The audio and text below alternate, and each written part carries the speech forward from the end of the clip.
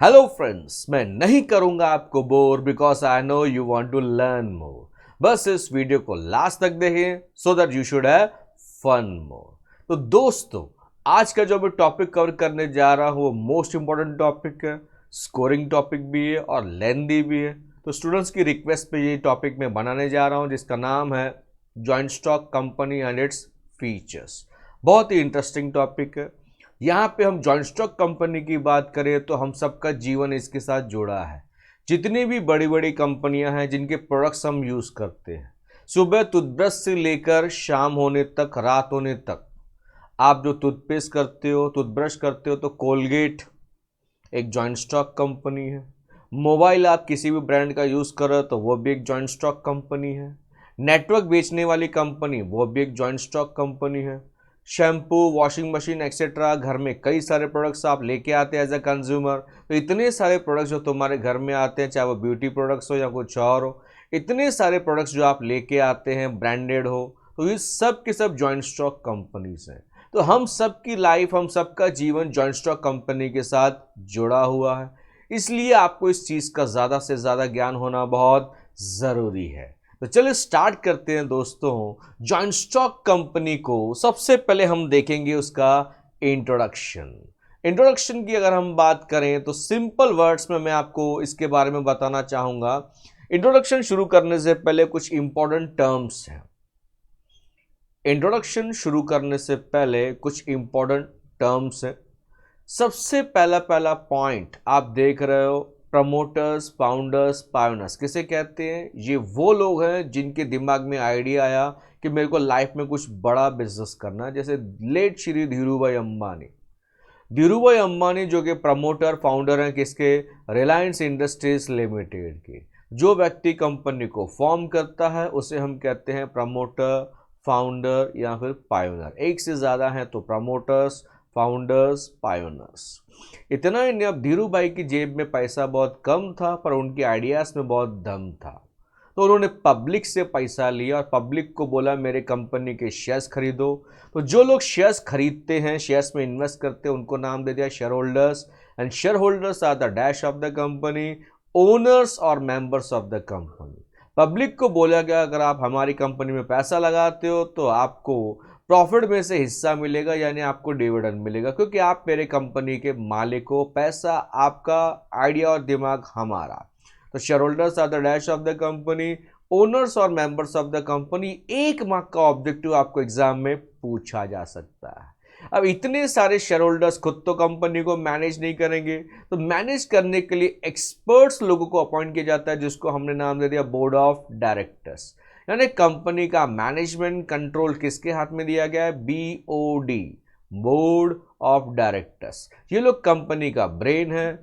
ये लोग डिसीजन लेते हैं कंपनी कैसे चलानी है। अब इनका राइट हैंड है जिसको नाम दे दिया CS।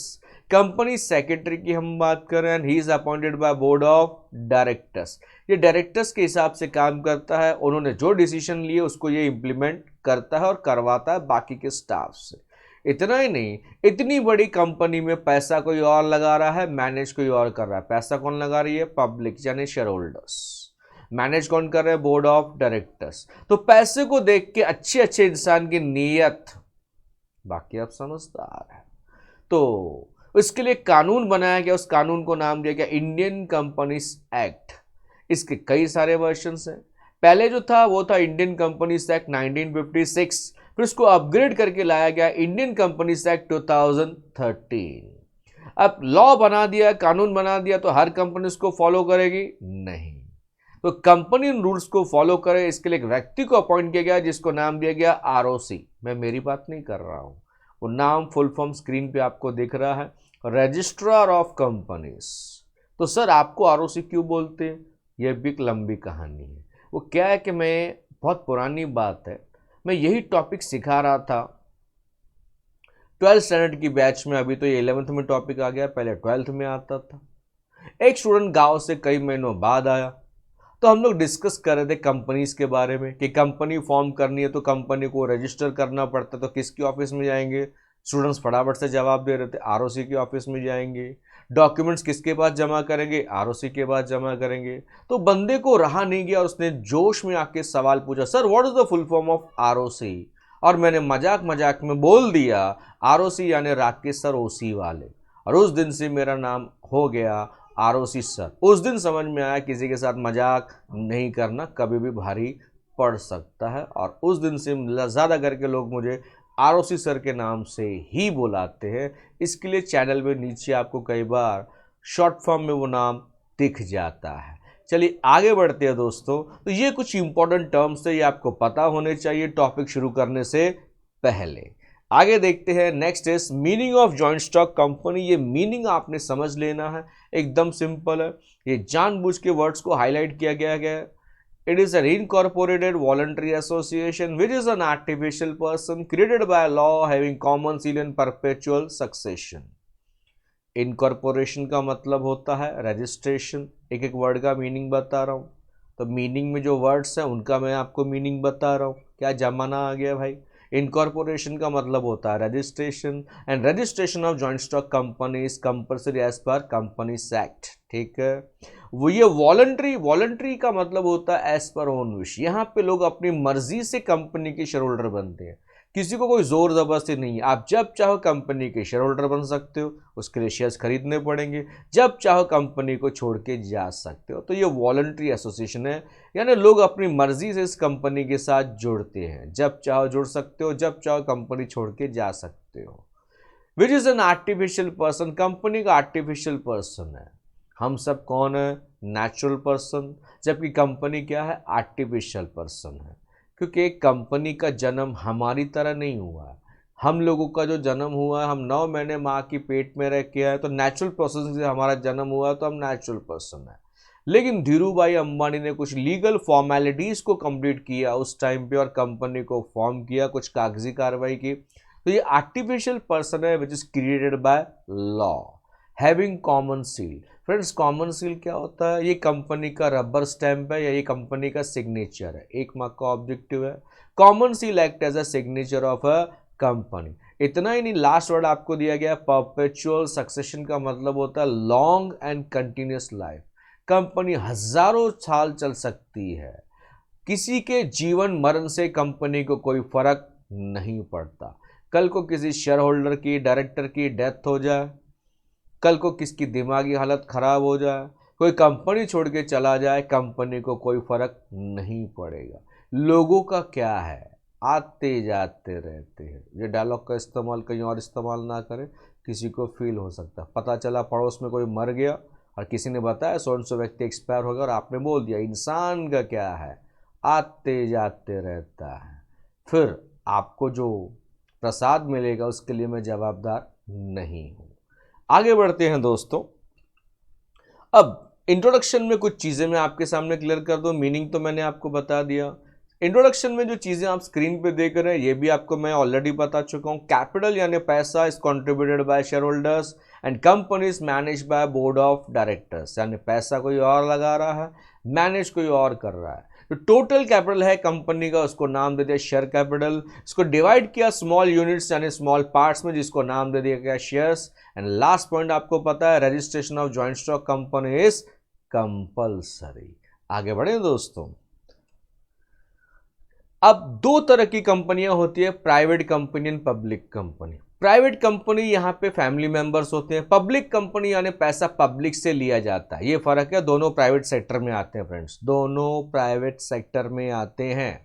Private company public company का मेरा अलग से डिस्टिंग्विश अवेलेबल है, उसको ज़रूर देखिएगा, आपको बेनिफिट होगा। तो प्राइवेट कंपनी यानी परिवार के जाने पहचाने लोग, तो इसमें कम से कम minimum 2 members, maximum 200, minimum 2 maximum 200 members. जबकि पब्लिक कंपनी में मिनिमम 7 मेंबर्स होने चाहिए एंड मैक्सिमम नो लिमिट, कितने भी मेंबर्स हो सकते हैं। तो private company minimum 2 maximum 200, public company minimum 7 and maximum no limits. Liability of members is limited, कोई आपकी पर्सनल प्रॉपर्टी को टच नहीं कर सकता। अगर आप कंपनी के शेयर होल्डर हो तो आपका उतना ही पैसा डूबेगा जो आपने कंपनी में इन्वेस्ट किया है। कई बार क्या होता है, इंसान पार्ट में पेमेंट करता है, आपने 10,000 के शेयर्स खरीदे और अब तक आपने 8,000 पे किया है, तो कंपनी आपसे बैलेंस अमाउंट जो है वो कभी भी डिमांड कर सकती है। अब 10,000 के शेयर्स खरीदे, 8,000 पे किया, तो बैलेंस कितना है? 2,000। तो कल को अगर कंपनी हैवी लॉसेस में जाती है और आपसे बैलेंस अमाउंट मांगा जाता है, तो बस आपने वो 2,000 जो बैलेंस है वो देना है। उसके बाद कोई आपकी पर्सनल प्रॉपर्टी को टच नहीं कर सकता, क्योंकि आपकी लायबिलिटी क्या है? Limited. It is govern by Indian companies act 2013, यानी अभी हम फॉलो करेंगे इंडियन कंपनीज एक्ट 2013 के रूल्स एंड रेगुलेशंस। आगे बढ़ते हैं दोस्तों, ये डेफिनेशन दिया है इंडियन कंपनीज एक्ट 2013 ने, मस्त डेफिनेशन है, एज पर सेक्शन 2 सबसेक्शन 20। इनका कहना है company means A company, the term company means A company जिसका इनकॉर्पोरेशन यानी रजिस्ट्रेशन किया, इनकॉर्पोरेट अंडर कंपनीज एक्ट 2013 या फिर any previous company law. Previous company law मैंने बताया, कंपनीज एक्ट 2013 के पहले कौन सा एक्ट था? Indian companies act 1956। तो इसका रजिस्ट्रेशन किया होगा या तो कंपनीज एक्ट 2013 के अंदर या फिर एनी प्रीवियस कंपनी लॉ। तो सिंपल सा डेफिनेशन है, याद करने की कोशिश करें, याद नहीं होता है तो छोड़ दें, एग्जाम में मैं लिख दूंगा आपके बिहाफ पे, ठीक है। आगे बढ़ते हैं, features of joint stock company. पहला पॉइंट मैंने आपको बताया, ये एक वॉलंटरी एसोसिएशन है, लोग अपनी मर्जी से कंपनी के मेंबर बनते हैं, membership is open to all. किसी भी कास्ट क्रीड का व्यक्ति यहाँ पे मेंबर बन सकता है। मेंबर बनने के लिए आपको कंपनी के शेयर्स खरीदने पड़ेंगे। अगर आपको मेंबरशिप कैंसिल करवानी है तो आपको अपने शेयर्स बेचने पड़ेंगे। And in public company shares are freely transferable, जब चाहो शेयर मार्केट में आप शेयर्स का बाइंग एंड सेलिंग कर सकते हो। पॉइंट नंबर 2 भी मैं आपको सिखा चुका हूँ, registration of joint stock companies compulsory as per companies act 2013।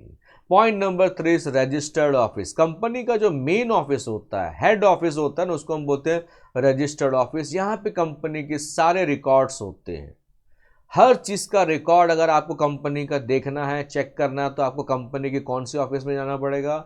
Head office. But don't use the word head office, use the word registered office. आपको कुछ लेटर लिख के कुछ सवाल जवाब करने हैं तो यहाँ पे आप लेटर भेज सकते हैं, यहाँ से आपको जवाब मिलेगा।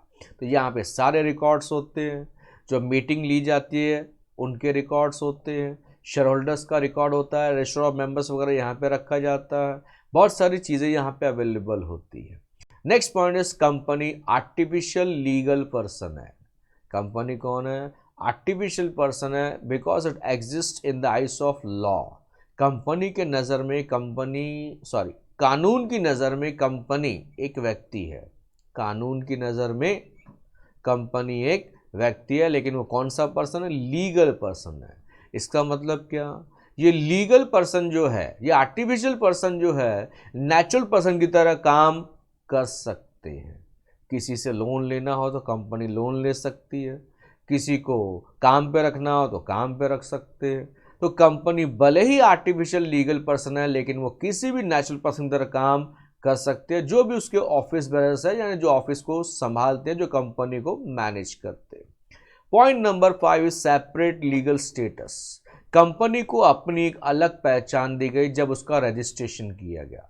रजिस्ट्रेशन से कंपनी का बर्थ होता है और कंपनी को मिलता है सेपरेट लीगल स्टेटस, यानी कंपनी अलग है, मेंबर्स एंड शेयर होल्डर्स जो हैं वो अलग हैं, दोनों एक दूसरे के लिए जवाबदार नहीं है। Next point is common seal, जो कि कंपनी का रबर स्टैंप है। It act as a dash of the company, signature of the company.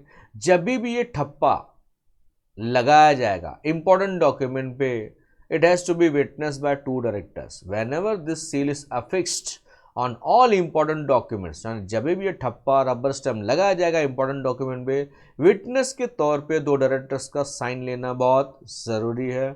और इस कॉमन सील को अपने कब्जे में, अपनी कस्टडी में कौन संभाल के रखता है? Company secretary. Next is limited liability. Liability of members is limited up to extent of unpaid value of shares held by them। मैं बता चुका हूँ, आपने 10,000 के शेयर्स लिए हैं तो आपने टोटल 10,000 देना है। उसमें से आपने अगर 8,000 पे किया तो जो बैलेंस अमाउंट है जब मांगा जाएगा आपको देना पड़ेगा। उसके बाद कोई आपकी पर्सनल प्रॉपर्टी को टच नहीं कर सकता। Point number 8 is transferability of shares. Friends, दो प्रकार की कंपनियां होती है, public company and private company. In public company shares are freely transferable. Freely का मतलब होता है इजीली, आप शेयर मार्केट में जब चाहो शेयर्स का बाइंग एंड सेलिंग कर सकते हो पब्लिक कंपनी में। But in private company there are restriction on transfer of shares. Private company में कुछ पाबंदियां हैं, यानी in private company shares are not freely transferable.